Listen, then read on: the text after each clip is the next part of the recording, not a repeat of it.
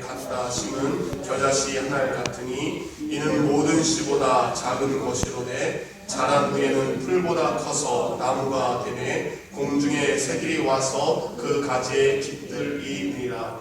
또 비유로 말씀하시되 천국은 마치 여자가 가루 서말 속에 갖다 넣어 전부 부풀게 한 누룩과 같으니라. 아멘. 자리 앉으시기 바랍니다. 오늘은 작아도 작지 않은 것이라는 제목으로 주의 말씀을 나누도록 하겠습니다. 스코틀랜드 에딘버러에 가면 뚜껑 없는, 지붕이 없는 감옥이 있다라고 합니다. 이 감옥은 기독교인들을 박해했던 메리 여왕에 만들어진 감옥이라고 합니다. 특이한 점은 사방의 높이가 140cm밖에 안 된다는 거예요. 1m 40밖에 되지 않는다라고 합니다. 어느 날 젊은 부부와 세 자녀가 민듭을 가졌다는 이유만으로 그 지붕 없는 감옥에 갇히게 되었습니다. 높이가 140cm 정도이기 때문에 언제든지 밖으로 나올 수 있는 곳입니다. 메리는 그곳에 가는 가족들을 향해서 이렇게 얘기를 했다고 합니다. 주 예수에 대한 믿음을 지키려면 그 안에서 죽어라. 만일 살고 싶거든 신앙을 포기하고 담을 넘어 너의 집으로 가라 라는 말을 했다라고 합니다. 우리의 선택은 어떤 선택일까요? 우리의 선택은 어떠한 선택이 되어야 되는지 한번 곰곰이 저에게도 생각을 해보게 되었습니다. 그 가족은 물론 신앙의 양심에 따라 그곳에서 어린 세 자녀와 부부는 그곳에서 죽음을 맞이했다라고 합니다. 이런 순교의 피가 영국 땅에 흘려졌습니다. 그래서 이후에 영국은 그 어떤 나라보다 믿음의 사람들이 많이 나오게 되죠. 장로교의 거의 아버지라 할 수 있는 존 낙스, 감리교를 창시한 세계적인 전도자 존 웨슬리, 그리고 구세군을 창시한 윌리엄 부스, 그리고 수많은 나라의 가장 많은 선교사님들을 파송하는 나라가 되기도 했습니다. 하늘의 씨앗들, 한 방울의 핏방울이 그곳에 떨어졌기 때문에 영국은 그 어떤 나라보다도 주님을 위한 아름다운 나라가 되었습니다. 그렇지만 지금 2015년을 살아가고 있는 영국은 영적으로 죽어있는 나라가 되었습니다. 복음화율, 곧 그 나라 가운데 복음을 전해진 것이 2%에서 3% 미만이면 미전도 종족이라고 구분을 한다고 합니다. 현재 영국의 복음화율, 곧 믿음을 가진 성도들의 퍼센테이지는 약간씩 다를 수 있지만 어떤 리서치에 의하면 3% 정도밖에 되지 않는다고 합니다. 가장 위대한 믿음을 가지고 있었던 나라, 가장 많은 선교사를 파송했던 그 나라가 이제 영적으로 죽어있는 나라가 되었습니다. 수많은 사람들이 왜 이렇게 영국이 되었을까, 이런 영국이 되었을까 연구했던데 많은 이유가 있겠지만 그 중에 하나가 바로 사람의 이성주의 철학이 바로 영국에 들어왔기 때문입니다. 18세기, 19세기 계몽주의, 이성주의, 곧 사람이 사람에 있어서 생각의 중심이 이제는 사람에게 그 중심에 초점을 맞추게 됩니다. 그래서 하나님 중심에서 이제는 나 중심으로 그들의 생각이 바뀌게 되었습니다. 하나님을 중심으로 살던 사람들이 이제는 내 중심적인 우주관을 가지고 살아가는 사람들이 되었습니다. 그래서 그들은 하나님조차도 나를 위한 존재로 바뀌게 된 것이죠.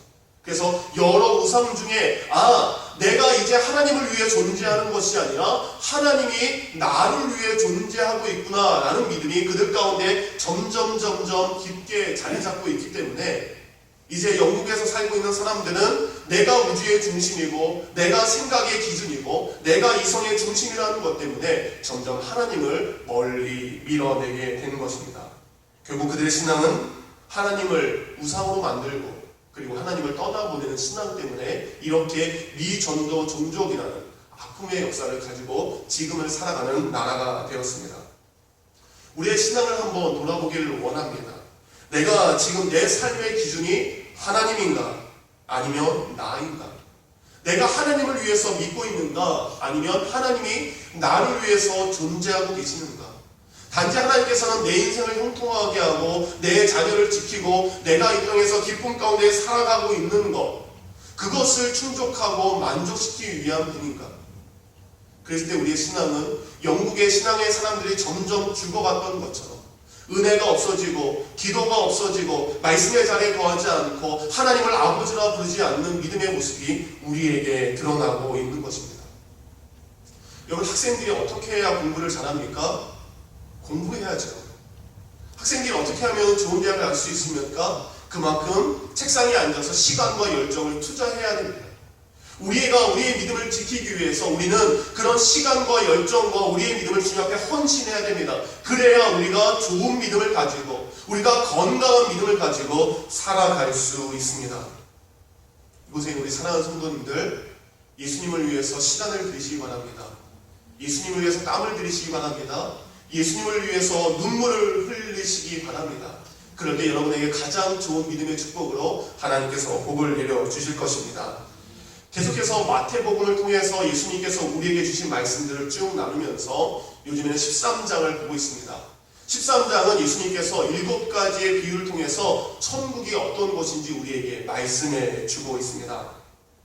근데 이 7가지 비유에 일관적인 공통점을 하나를 발견했습니다. 그것은 무엇입니까? 이 7가지의 비유. 첫 번째는 4가지 서로 다른 종류의 밭에 씨가 이미 뿌려져 있다는 겁니다. 이것은 무엇입니까? 천국은 시작되고 있다는 겁니다. 천국은 이미 이 땅 가운데 예수 그리스도의 오심으로 시작되었다는 것을 의미합니다. 방금 말씀드린 4가지 밭에 씨앗이 이미 심겨졌습니다. 지난주 말씀대로 밭에 좋은 씨가 이미 심겨져 있습니다. 오늘 말씀처럼 겨자씨가 밭에 심겨져 있습니다. 누룩이 빵 속으로 이미 들어가 있습니다. 좋은 진주가 이미 발견되어져 있습니다. 그리고 그물이 수많은 물고기가 있는 바닷속으로 이미 던져져 있다는 겁니다. 그 천국이라는 것은 바로 이 땅 가운데 이미 시작된 것을 우리에게 말씀하고 있습니다. 그래서 예수님께서 우리에게 오셨을 때 이렇게 말씀하셨죠. 다 같이 읽습니다. 이때부터 예수께서 비로소 전파하여 이르시되 회개하라, 천국이 가까이 왔느니라 하시더라. 아멘. 예수님께서 하신 말씀을 보면 천국은 가는 겁니까? 온 것입니까? 우리는 천국에 간다라고 얘기합니다. 천국을 갈 거라고 이야기합니다. 근데 예수님은 회개하라, 천국이 가까이 우리에게 왔다라고 말씀합니다. 곧 예수님께서 이 땅에 오신 그 순간부터 천국은 이미 시작된 것입니다. 곧 예수 그리스도를 나의 구세주로 믿고 살아가는 성도들에게는 천국의 생활이 이 땅에 이미 시작된 것을 우리에게 말하고 있는 것입니다. 곧 우리에게는 2가지의 천국이 있다고 항상 말씀드립니다. 우리의 유신의 생명이 다해서 가는 천국이 분명히 있습니다. 예수님은 지금도 그 천국을 준비하고 계십니다. 그 천국의 완성은 예수님께서 재림하신 후에 완성이 되는 것이죠. 근데 또 하나의 천국이 있습니다. 그것은 이 땅에서 이미 시작된 천국 생활을 내가 맛보는 것입니다. 그래서 우리는 이런 찬송을 고백할 수 있죠. 참된 믿음을 가진 성도이기 때문에 높은 산이 거친 들이 조막이나 궁궐이나 다 같이 고백합니다. 내 주 예수 모신 곳이 그 어디나 하늘나라 할렐루야 찬양하세 내 모든 죄 사함받고 주 예수와 동행하니 그 어디나 하늘나라. 하늘나라 어디 있습니까? 이곳에 있습니다. 믿는 성도가 사는 생활이 천국 생활입니다. 믿는 성도가 믿음으로 사는 생활이 천국 생활인 줄 믿습니다. 이곳에 있는 우리 모두의 고백이 주님, 내가 지금 이 땅에서 천국 생활하고 있습니다. 그런 믿음의 고백이 있기를 원합니다. 오늘은 천국에 대한 3번째 비유, 겨자씨에 대한 그리고 누룩에 대한 4번째 비유를 말씀드리겠습니다. 예수님께서 우리에게 주신 3번째 천국에 대한 비유, 이 천국에 대한 비유를 하면서 제가 1996년이 생각이 났습니다. 1996년은 제가 군대를 제대한 때였어요. 군대를 제대한 다음에 제 마음 가운데에 마음의 소원이 하나 있었어요. 신학교를 졸업하기 전에 성경의 땅, 바로 성지순례를 꼭 가보고 싶다라는 생각이 들었습니다. 근데 제가 대학을 가면서 결심한 것 중에 하나가 대학을 들어가면 내 스스로 대학 공부를 마치자. 그래서 어머님에게 첫 번째 대학 등록금만 도움을 받고요. 그 뒤로는 제가 일을 하면서 제 등록금과 생활비를 마련해서 4년 동안 공부를 했습니다. 근데 그럼 제가 어디 성지순례에 갈 수 있는 돈이 어디 있겠습니까? 근데 마음 있는 곳에 길이 열렸습니다. 어느 날 우연히 신문을 보게 됐는데 이스라엘 대사관에서 자신들의 나라를 알리기 위한 연수 프로그램을 한다라는 신문 기사를 보게 되었어요. 당장에 달려갔죠. 그래서 대사관에 지원서를 신청한 다음에 하나님의 은혜로 합격하게 되었습니다. 그래서 3달 동안 이스라엘과 이집트를 보게 되었습니다. 근데 제가 3달 동안 있으면서 가장 처음에 있었던 것이 이것을 경험했습니다. 민수기 13장에 보면 에스골 골짜기에 이르러 거기서 포도송이가 달린 가지를 뱀이 둘이 막대기에 깨어내고 정탐꾼들이 가나안 땅을 정탐한 다음에 돌아올 때에 앞에 보이는 포도송이가 얼마나 컸으면 나무에 꿰서 가지고 왔다라는 본문을 제가 그때 가서 확인하게 되었습니다. 이스라엘 포도는 자그마치 1m짜리가 같습니다. 1m짜리 몇 명이 먹을 수 있을까요? 온 가족이 한 송이면 배부르게 먹을 수 있는 포도송이를 정말 가서 보게 되었습니다. 그런데 제가 한 가지 후회하는 건 가서 겨자씨를 못 봤어요. 겨자씨를 보고 왔어야 더 리얼하게 설교를 할 수 있을 텐데 제가 후에 겨자씨를 보게 되었습니다. 여러분 겨자씨 보이십니까? 여기 있습니다. 여기 있는 겨자씨가 오늘 성경 본문에 나오는 이 겨자씨입니다. 겨자씨는 겨자의 씨앗을 담고 있는 그것을 씨 꼬투리라고 그러더라고요. 꼬투리 자체만하라고 하는데 씨 꼬투리라는 게 있는데 그 1cm 되는 꼬투리 안에 지름이 겨우 1에서 2mm 정도 되는 흑갈색의 작은 씨앗입니다. 이것은 이스라엘 전역에서 잘 자라고 있고요. 자란 지 1년, 심은 지 1년과 2년이 되면 자그마치 1m에서 2m까지 자라게 된다고 합니다. 예수님께서는 이 작은 겨자씨를 통해서 하나님의 나라가 어떠한 나라인지, 곧 천국이 어떤 것인지 오늘 우리에게 설명을 해주고 계십니다.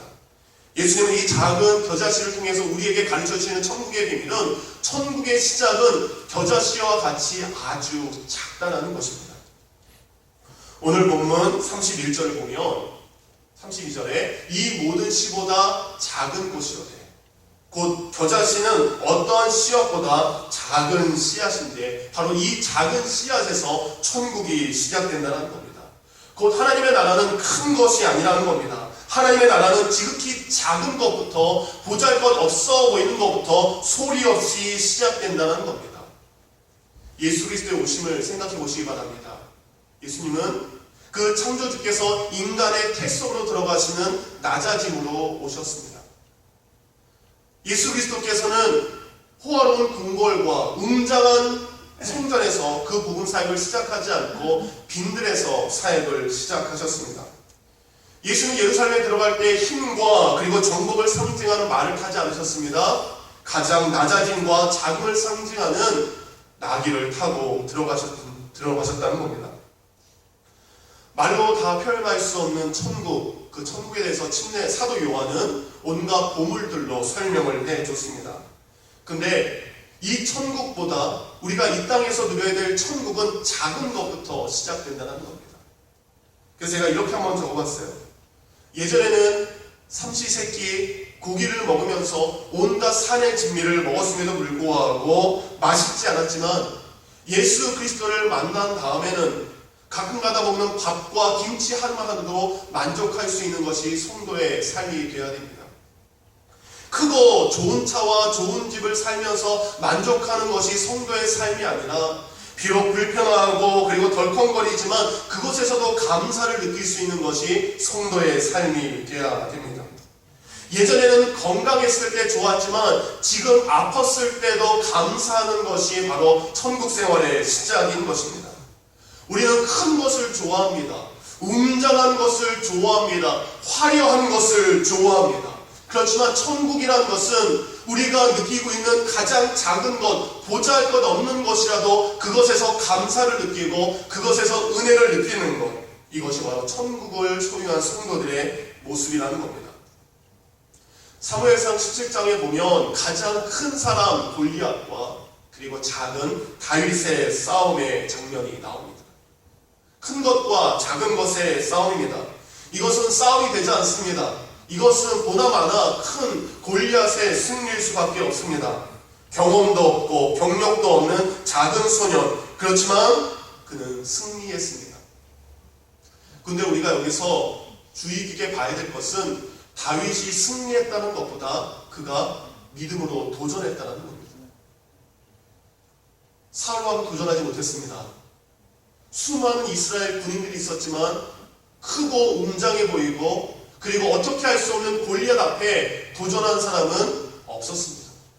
오직 한 어린아이만 그가 도전했다는 겁니다. 어떤 목사님이 이런 설교를 하는 것을 들었어요. 골리앗이 다윗이 던진 조약돌 때문에 쓰러진 것이 아니라 조약돌을 가지고 나오는 다윗의 모습을 보고 혈압이 올라서 기가 막혀서 쓰러졌다라는 이야기를 어느 목사님이 하시는 설교를 들었습니다.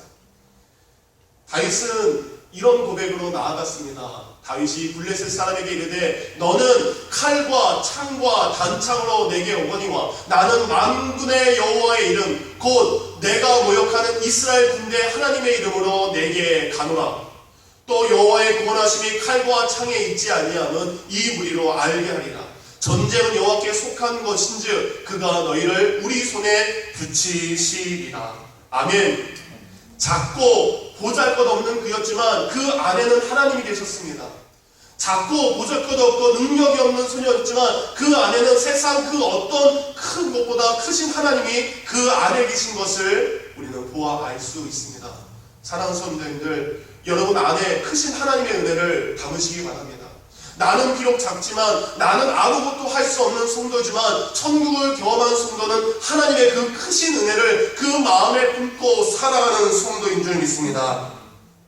그러기에 하나님을 의지하고 예수님을 바라보게 된다면 나의 삶의 작은 것부터 천국 생활을 바꿔갈 수 있다는 것을 겨자씨를 통해서 우리에게 말씀해 주고 계십니다. 두 번째, 천국은 겨자씨와 같이 자라는 것입니다. 어느 순간 여러분의 자녀들이 여러분보다 키가 훌쩍 컸죠. 저희 첫째도 환희도 저희 아내보다 키가 큽니다. 더 컸으면 좋겠습니다. 160 넘었으면 좋겠습니다. 여러분의 아들 정규도 이만큼 세상보다 컸죠. 어느 순간 여러분보다 훌쩍 커버렸습니다. 왜 그랬을까요? 여러분은 성장이 멈췄고 그 아이들은 자랐기 때문입니다. 천국은 이렇게 조용히 끊임없이 자라는 겨자씨에서 시작이 됩니다. 1mm밖에 안 되는 이 겨자씨가 나중에 2m까지 자랄 수 있는 것은 무엇입니까? 그는 날마다 자랐기 때문입니다. 날마다 자라서 날마다 성장했기 때문에 그는 2m, 3m의 새들이 와서 쉴 수 있는 정도의 크기까지 자라게 된 것입니다. 마가복음 10장 31절에 보면 이런 말씀이 있습니다. 먼저 된 자로 나중되고 나중된 자로 먼저 될 자가 많으니라.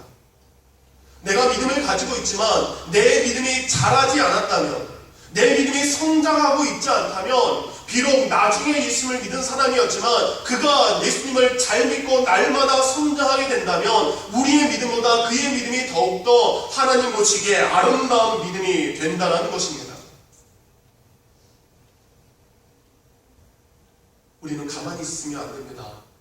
우리는 머물러 있으면 안 됩니다.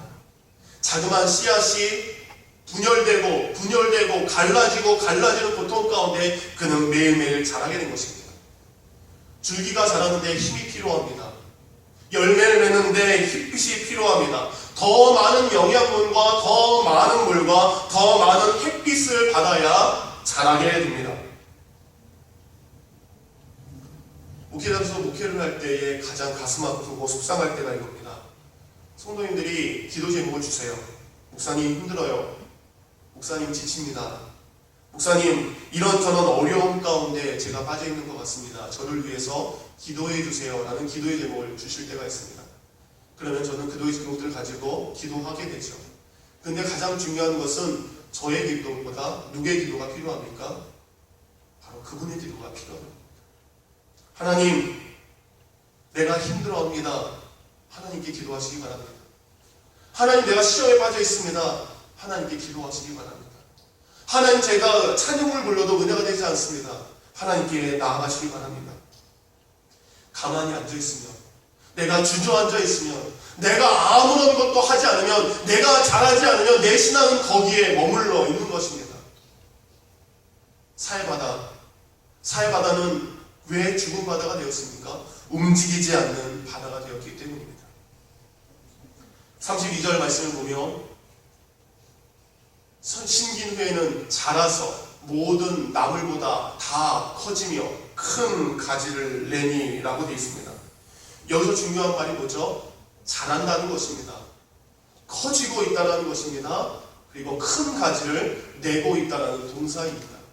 계속적으로 그 신앙이 자라고 움직이고 커지고 있는 것입니다.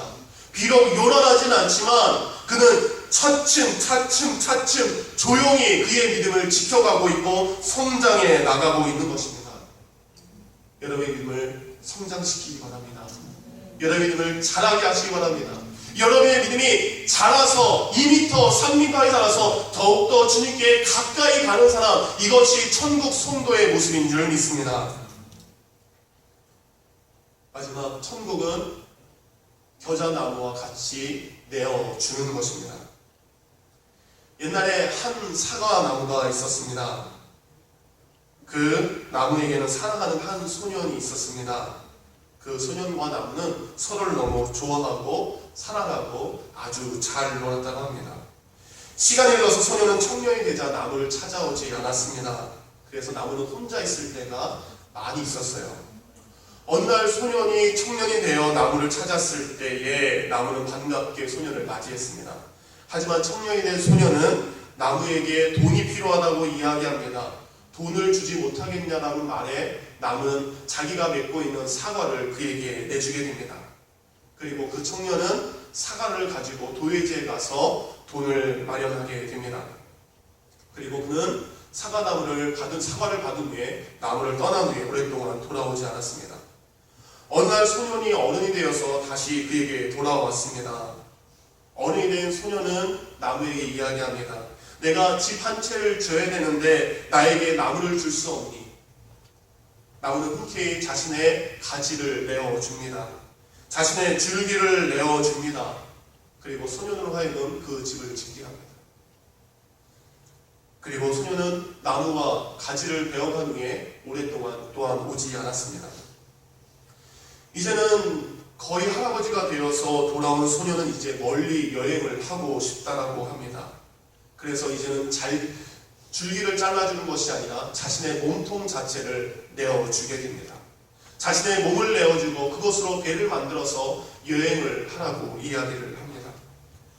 오랜 시간이 지난 후 이제는 노인이 되어서 스스로 편한 걸음을 걸을 수 없는 소년이 되어서 돌아왔습니다. 그때 나무는 자신에게 남아있는 마지막 밑둥조차도 이 노인이 된 소년에게 말없이 주게 되었습니다. 나무는 앉아서 편히 쉴 곳을 늙은 소년에게 주고 편히 쉬라고 이야기했습니다. 그리고 이야기의 끝은 그래도 나무는 늘 행복했다라는 내용입니다. 여러분이 잘 알고 있는 실버스타인스는 아낌없이 주는 나무에 대한 내용들이죠. 나무는 모든 것을 소년을 위해서 내어주었습니다. 하나님의 나라를 소유한 성도들은 내가 이제 자랐습니다. 내가 이제 열매 맺었습니다. 내 안에 있는 모든 것들을 그렇다면 다른 이들을 위해서 내어줄 수 있는 성도가 되어야 됩니다. 오늘 본문과 똑같은 본문이 마가복음 5장 32절에 이렇게 나옵니다. 같이 읽겠습니다. 심겨진 후에는 자라서 모든 풀보다 커지며 큰 가지를 내니 공중의 새들이 그 그늘에 깃들일 만큼 되느니라. 심겨주에 자랐습니다. 이제는 큰 가지를 냈습니다. 그리고 수많은 잎들이 풍성하게 되었습니다. 그때 그는 자신을 내어줍니다. 큰 가지는 지친 새들이 와서 앉아서 쉴 수 있는 곳으로 내어주게 됩니다. 뜨거운 햇빛을 날아다니는 새들, 그들의 지친 몸을 식히기 위해서 겨자나무는 자신에 있는 것을 그늘로 내어주게 됩니다. 우리의 성도의 모습이 바로 이래야 될 줄 믿습니다. 천국을 소유한 성도는 나만을 위해서 살아가는 것이 아니라 내게 있는 것을 내어주는 성도가, 내게 있는 것을 다른 사람들에게 베푸는 것이 우리 성도의 모습이 되어야 될 줄 믿습니다. 한옥규 씨가 부르고 그리고 조성모 씨가 불렀던, 그래서 한국에서 크게 유행했던 노래가 있죠. 가시나무라는 것입니다. 이게 겨자씨 나무가 성장했을 때 이렇게까지 된다는 겁니다. 내 속에 내가 너무도 많아 당신의 쉴 것 없네. 내 속에 헛된 바램들로 쉴 곳을 찾아 지쳐 날아온 어린 새들도 가시에 찔려 날아가고, 하나님께서 우리에게 천국을 주셨습니다. 은혜를 주셨습니다. 내게 주신 천국의 은혜를 가지고 이제는 누군가에게 쉴 곳을 돼야 되지만 여전히 내 속에는 나만을 위한 신앙, 나만을 위한 믿음, 내 가족만을 위한 믿음, 우리 교회만을 위한 믿음을 가지고 우리가 있다면 그것은 천국 생활을 사는 성도의 모습이 아니라는 것입니다. 누군가가 나에게 왔을 때 쉼을 줄 수 있는 그 모습, 그것이 우리 성도들의 모습이 되어야 됩니다. 사랑하는 성도님들, 예수 그리스도를 수많은 사람들이 만났을 때 그들은 쉼을 얻었습니다. 예수를 만난 수많은 사람들이 기쁨을 얻었습니다. 예수를 만난 수많은 사람들이 이전과 전혀 다른 삶을 살게 되었습니다. 예수를 만난 수많은 사람들은 이제 행복하게 인생을 살아가는 사람이 되었고, 그 또한 변화돼서 이제는 다른 사람을 위한 믿음의 사람의 삶을 살게 되었습니다. 하나님께서 우리에게 주신 풍성한 은혜, 하나님께서 우리에게 주신 넉넉한 은혜, 그것은 내가 다른 사람에게 준다 할지라도 없어지거나 소멸되는 것이 아닙니다. 오히려 내가 주면 줄수록 더 많은 것으로 후히되어 차고 넘치게 은혜를 주신 것이 하나님의 은혜인 줄 믿습니다. 사랑하는 성도님들, 여러분이 있는 것들을 함께 믿음의 지체들과 또한 믿지 않는 자들과 연약한 자들과 나누시기 바랍니다. 오늘 가장 작은 씨앗, 예수님 겨자씨를 통해서 우리에게 천국에 대해서 말씀해 주셨습니다. 작지만 작지 않은 것이 천국의 모습입니다. 그리고 비록 작지만 날마다 믿음이 자랐던 겨자씨의 모습처럼 우리의 믿음이 자라기를 원하십니다. 그리고 우리의 믿음이 자라서 은혜를 받은 후에, 복을 받은 후에 그것을 나만을 위한 것으로 머무는 것이 아니라 이제는 다른 누군가를 위해서 베푸는 것, 이것이 천국 성도, 하나님의 나라를 그 마음에 품고 사는 성도의 모습이라고 말씀을 드렸습니다. 잠시 후에 한 가지 찬양을 할 겁니다. 작은 불꽃 하나가 라는 찬양입니다. 우리는 작은 불꽃입니다. 비록 작은 불꽃 하나지만 그 불꽃이 옆에 사람에게 전달되면 더 큰 불이 됩니다. 그리고 더 큰 불이 되어서 주위 사람들의 추워진, 그리고 식혀진, 그리고 벌벌 떨고 있는 몸을 녹일 수 있는 따뜻한 불이 될 수 있는 은혜를 우리에게 주셨습니다. 작은 불꽃이 되길 바랍니다. 작은 겨자씨와 같은 믿음을 가지고, 그리고 작은 겨자씨와 같은 천국의 삶을 사는 우리 귀한 성도가 되기를 우리 주 예수님의 이름으로 축원합니다. 이제 늘 말씀 생각하며 잠시 기도하겠습니다. 주님, 작은 것이라도 감사할 수 있는 천국 성도가 되기를 원합니다. 오늘의 믿음에 머물러 있는 것이 아니라 오늘 나의 믿음이 자라기를 원합니다. 내게 있는 것을 통해서 진정으로 나누기를 원합니다. 주의 말씀을 생각하며 기도하겠습니다.